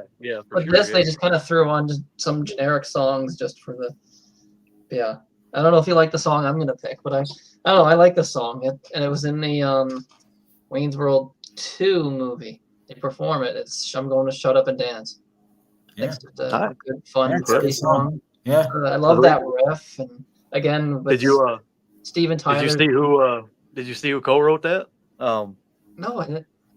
Jack Blades and Tommy Shaw. Oh, okay. Yeah. Yeah, this was a song that he co-wrote. I did see something about him co-writing a song. Okay, so it was this song. Good song. Yeah. It's just a cool, fun riff. I think it stands out a little bit. Again, yeah, like you said, Eat the Rich is one of the more like Aerosmith rock songs, right? There's more Living on the Edge. Yeah, I like that song too. That is again, this is where I still like the hits. But Shut Up and Dance for me, that's just I always think of Wayne's World too when I hear that song too, so it kind of makes me laugh when I hear that. And of course, Steven Tyler with his signature lyrics with his "sex is like a gun, you aim, you shoot, you run." Like, oh boy. But, some of his lyrics, man, they're so funny. Like, where you come up with this stuff. But yeah, I still think it's just good, high energy, fun party Aerosmith, really. It's just a good, fun song to me. So that's my pick for Get a Grip. And then we get to, oh my God, I was listening to this on YouTube. I own it, but I still haven't opened this, and I've had this for years. The price sticker, 50% off. The white sticker. So yeah. The original cover, right? Cover. Yeah, you got the band one. So yeah, we got the title track, 9 Lives. We got Falling in Love is Hard on the Knees. 3, Hole in My Soul, Taste of India, Full Circle, Something's Gotta Give, Ain't That a Bitch, The Farm, Crash, Kiss Your Past Goodbye, The Big Hit, Pink, Attitude Adjustment, and Falling Angels. Again, very long though, right? 13 songs, and some of them are very, very long. So, Chaz, what was your pick from 9 Lives? Yeah, I actually like this album quite a bit. Okay. Bought on release day. For me, and again, that had not as many. It had the radio hits, but a lot of songs you don't hear songs from this album on the radio these days. So they're always going back to like the prior couple albums. But for me, there was between 2 of them. It was between Something's Gotta Give and Crush. I'm gonna go with Something's Gotta Give. It's a nice fast one.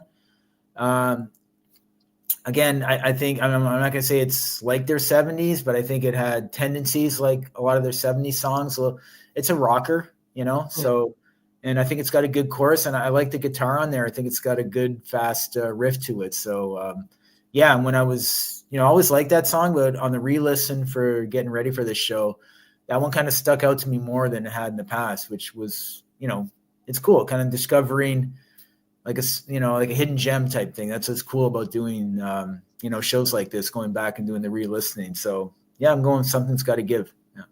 All right. So what's Logan going to go with for this one? I went with one of the last tracks on Attitude Adjustment. Kind of like that one pretty good. Kind of kicks up with some like sped up tape, and then this riff comes in, kind of switches between kind of lighter riff that Steven sings, and then they go into this like heavy part too. Chorus is pretty strong, and immediately after, Joe showed some of his slide guitar skills quite nicely. And I like the ascending and descending quick riffs in the verse section of this song. And I think the chorus is one of the great ones on the last couple albums to me. Really like that one. But yeah, Joe plays a nice regular lead too at the end. But yeah, towards the end of the track. But yeah, not an album I'm too really familiar with. So maybe with repeated listens, you never know. It might grow on me a little bit more. I didn't. I mean, there was a couple songs on it that were pretty good. But yeah, just interesting to hear different, things. I thought Chez's pick was pretty good too. That song was quite good. So yeah, that's my pick, Attitude Adjustment. All right, so we're gonna have 3 different songs here. I went with Crash. It's a fast, heavy, almost punk kind of song. Not really. It's not really punk. Good Almost, song, yeah.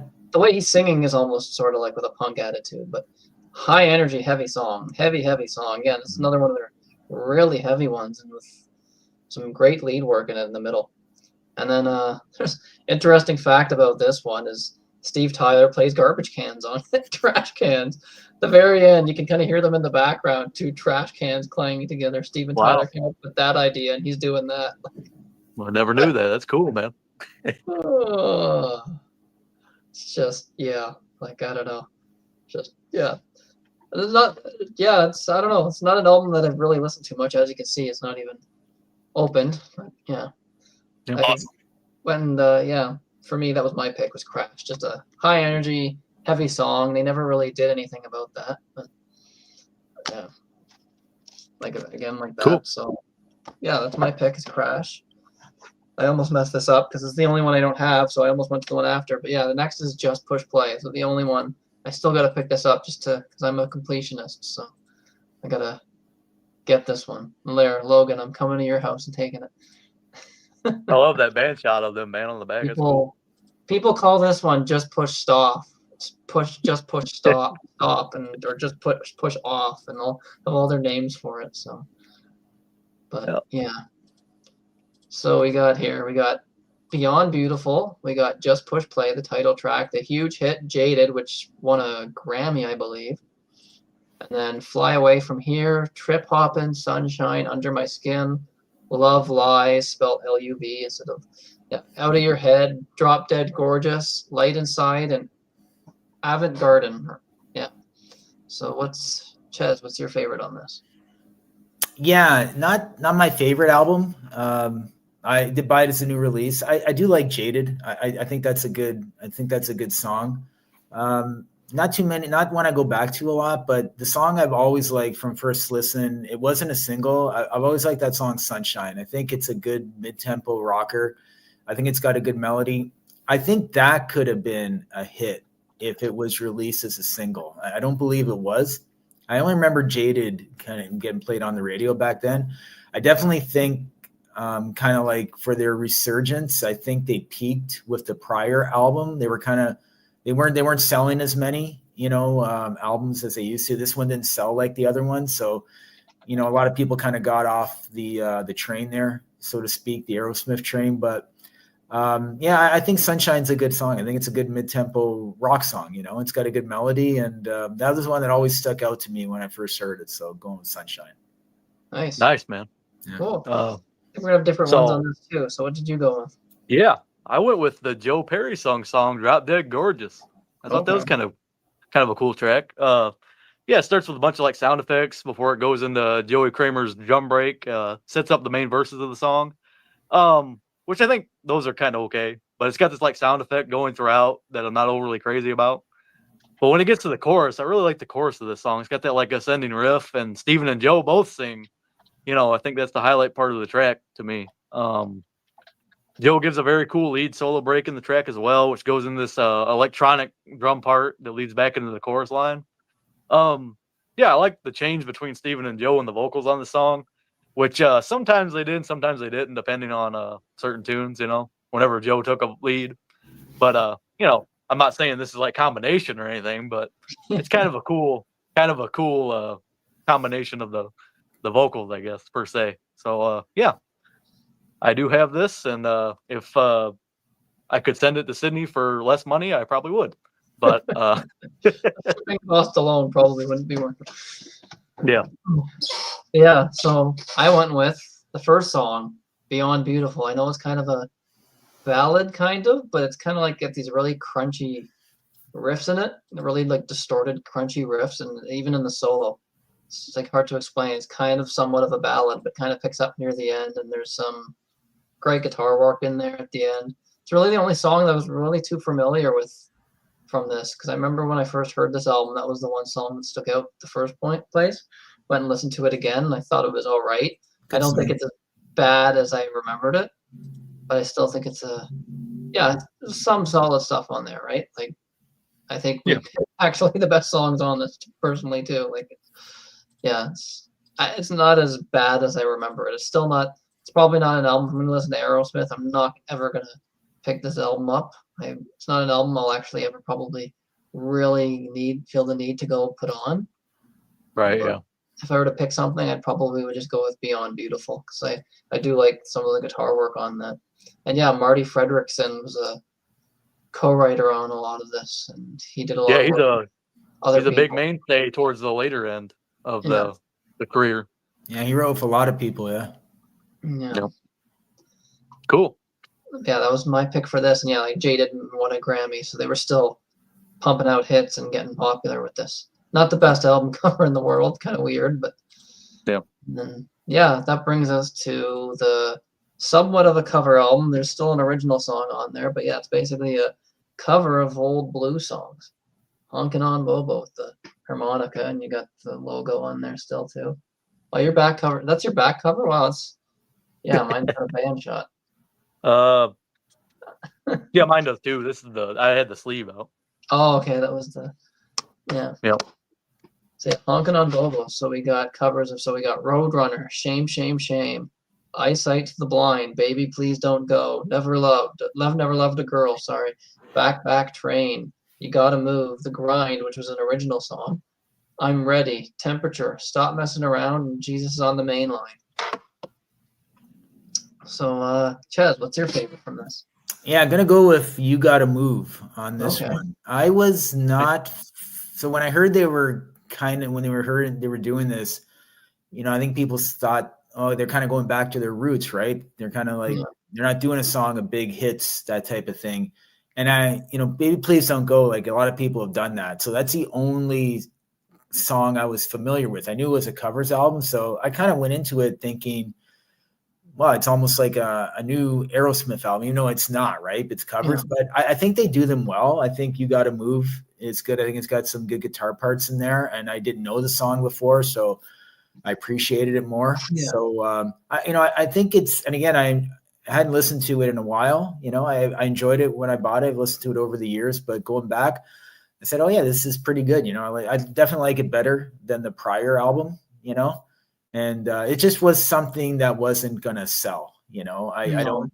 And so it's almost like, they did that because they wanted to, right? They grew up on the blues. They wanted to please the 70s fans almost, right? Yeah. It's almost kind of like they were doing that, but even from themselves, like a lot of their traditional blues songs, so I think they kind of going into it knew they weren't going to sell, but I think You Gotta Move is a decent song. So I think they do a good version of that. I never heard the original, but I like that one. Yeah. A lot of these are all just like 50s and 60s blues songs. Yeah. Some of them are probably even older, but. So, Ches, have you ever heard the Stones doing You Gotta Move? No. That's probably where they got that from. I'll have to check that out. Yeah. Mm-hmm. It's on Sticky Fingers. Yeah. So, yep. So what's your favorite? But I went with Eyesight to the Blind, which is I'm kind of most familiar with this song from Tommy, because Pete kind of rewrote it to make it work with the Tommy story. And Eric Clapton plays it in the movie version of Tommy. And the song was originally recorded in 1951 by Sonny Boy Williamson. So I think this one kind of takes probably his version a little bit more than the Who one, because the Who one's pretty different. Kind of got that bluesy shuffle to it. And Steven gets to show off, his harmonica talent on this track. So that's pretty cool, I thought. Not an overall terrible album. I almost picked The Grind, the original song they did on here. That's not a bad track either. But Eyesight to the Blind was my pick. Nice.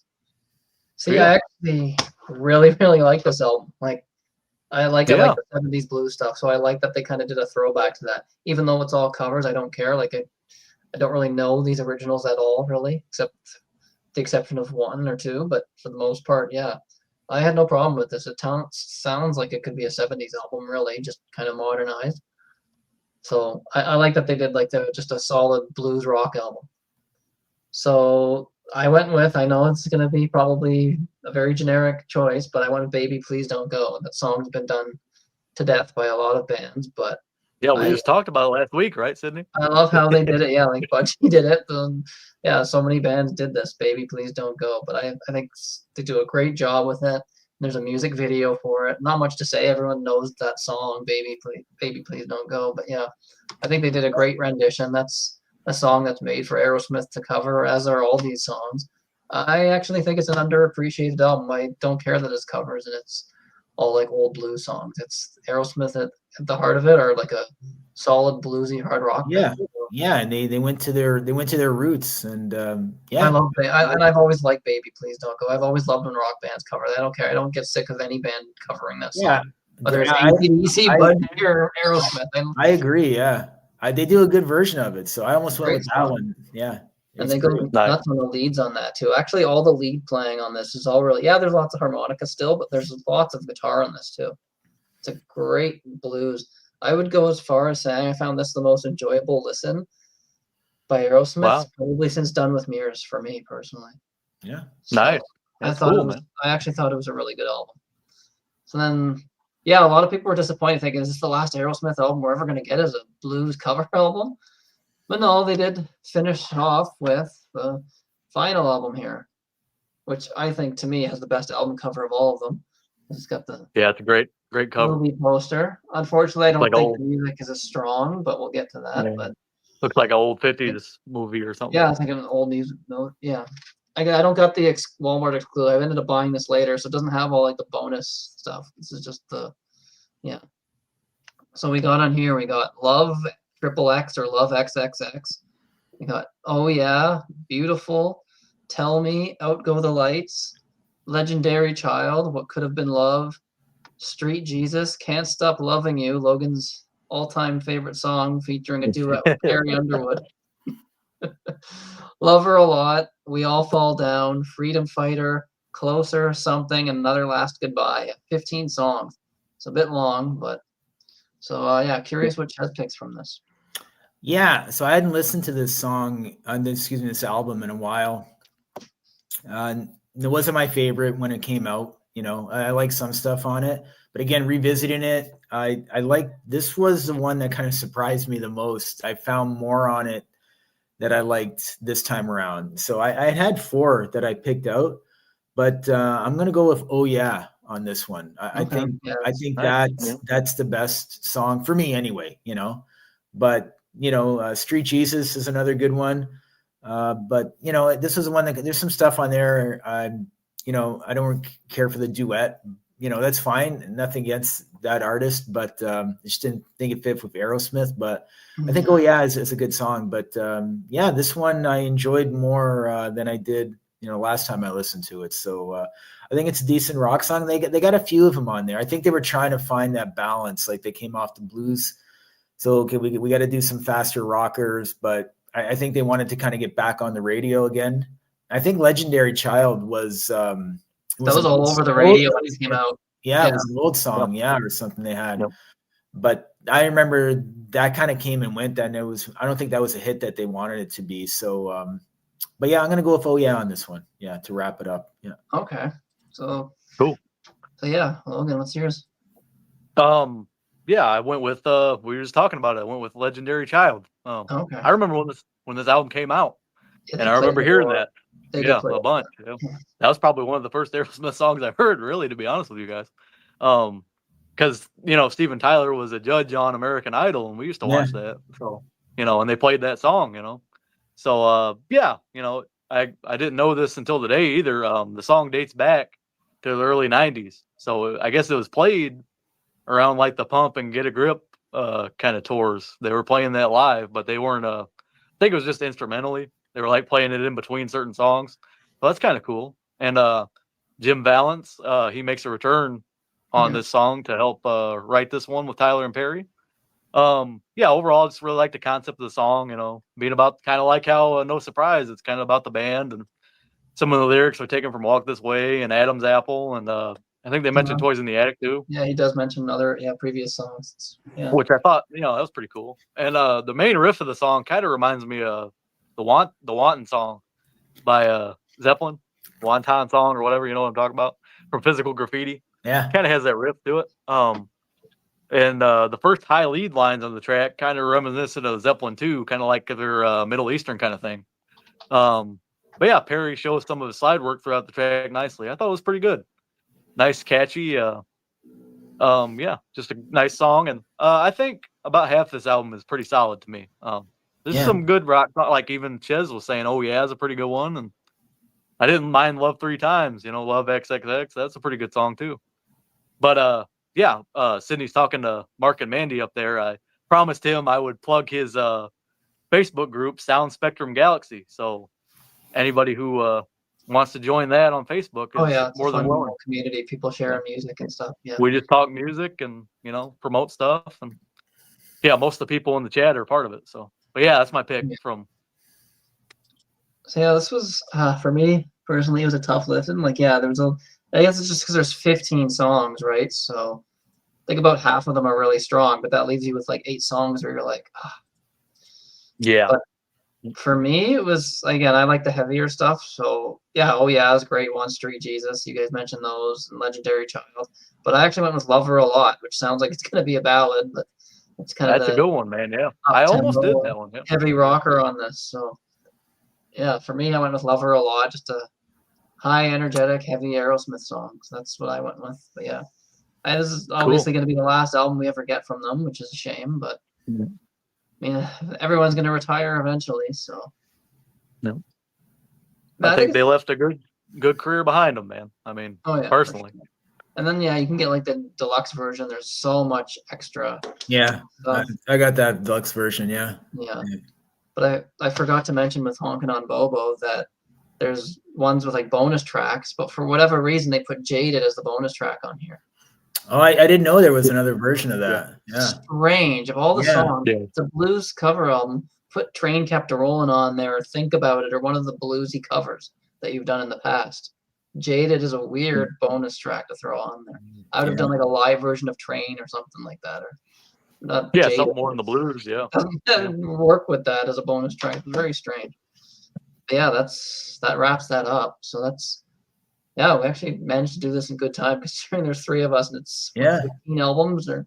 Yeah, thank you guys. Of course. Yeah. It's fun for coming on, Ches, man. Yeah, thank you. Yeah. Yeah, so this was a fun one. This was Logan's pick, and I was iffy about doing it because there's a lot of the later albums I just thought I wouldn't like anything, but then I found stuff to like on all of them. So yeah, it was fun to do this, and it was interesting to go and listen to the ones that I was less familiar with and really only knew the hits. So yeah, I'd like to thank Ches for being on here, and thank you. Everyone. Yeah, thank you guys for all their messages, whether they're positive or negative. But yeah, just glad that all these people are here watching, and I guess we'll plug what we're doing tomorrow. We got another music hangout, playing music. We'll be on what states are we on here? We're doing our state to state obscurities.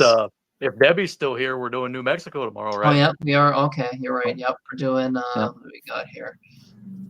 We got New Jersey with a kind of I guess you call them, they're kind of like a thrash metal band, I guess, sort of.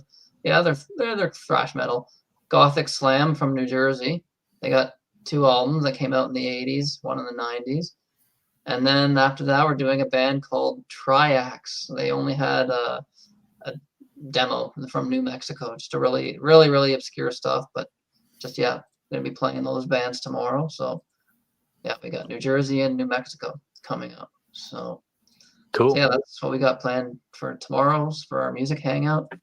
And then next week, we're doing next Saturday, we're continuing this Best Song series. We're going to be doing Grand Funk Railroad, and DC is going to be joining us for that one. Nice. Huge Grand Funk fan, so first person I thought of to join us for that. So that'll be another fun one to do, best songs of. So looking forward to that. And Ches, you got anything that's going on? Were you on? Yeah, been on Tim's Vinyl Confessions, quite a bit, and we just did a top 10 AC/DC songs. I'm so grateful for Tim for always having me on. It's an amazing channel, and I thank him so much for having me on. So I'm on there time to time. So had fun, really a lot of fun doing that episode, and thank you guys for having me on. Yeah, this is fun to go back and re-listen to the catalog like in succession. And thanks so much. Yeah. Oh yeah, it was a lot of fun. Anytime, man. Yeah. Yeah, you're always welcome back, man. So if there's any band, anything that pops up, and yeah. So everybody in the chat, listen to some of this stuff. Yeah. You only know the hits. Gotta listen to all this stuff because there's lots of great stuff. Yeah. So, yeah. Had a lot of fun doing it, man. Yeah. Thanks everyone for watching, and we'll be back tomorrow with our music hangout. So yeah. Thanks Logan. Thanks Ches. And everybody in the chat for being here. So thank you guys. Thanks for watching. If you like this, like it and subscribe if you haven't subscribed yet. And yeah, have a good day. See you guys. See ya. See ya.